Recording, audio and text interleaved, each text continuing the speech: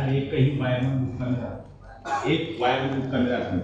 जसं शाळेला हेडक्वार्टर आहे, जसं ग्रामसेवकालय, कोणत्या डेप्टी इंजिनियरने 5 वर्षामध्ये एखादा वायरमन गावामध्ये राहत नाही शोकांसाठी बोलली ही तुमची जबाबदारी आहे, यांची जबाबदारी. वायरमन गावात राहत नाही, रात्री शहरात राहत नाही, शहरात सुद्धा राहत नाही. 0 वायरमन वरती चढतो, त्रास तुम्हालाच होतोय, आम्हाला होत नाही. आता तुम्ही ते आंदोलन कराल ते कोणत्या पक्षामध्ये काय त्या बसले. सांगायचा अर्थ असा आहे की तुम्ही किती लोकांना सुखासुखी दिल्या ते राहत नाही म्हणून सांगा बरं. तुम्ही काय आता याच्या पुढे ना जे वायरमन गावात राहत नाही यांच्याकडून दर महिन्याची कोणी नाही पाहिजे. कारण की एक गाव आहे असं म्हणून तिथे काय म्हणतात परमनंट वायरमन नका द्या, जो कंत्राटी पोरगा आहे तो द्या.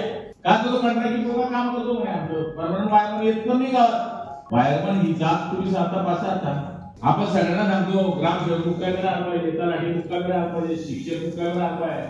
हे तुम्ही अत्यंत तातडीमध्ये येता ना, महत्वाचे सर्व्हिस मध्ये येता तुम्ही. मनीषा पाटील निरीक्षक कोण करेल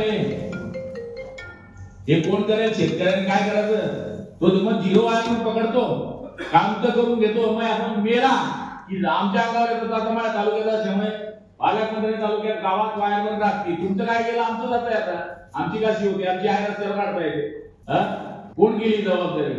एक तरी नोटीस बदलली का तुम्ही? गावामध्ये वायरमन राहत नाही रात्री. एक तो अपने मैडम को जाएगा ग्राम पंचायत में नहीं दिखा तो 1 तो 4 भरेगा, 1 ते 4 भरायला. अरे करणार ना तुम्ही, नोटीस देणार, कधीच ते देणार आहे. हे फार सिरियस आहे. हे तुम्ही बघा.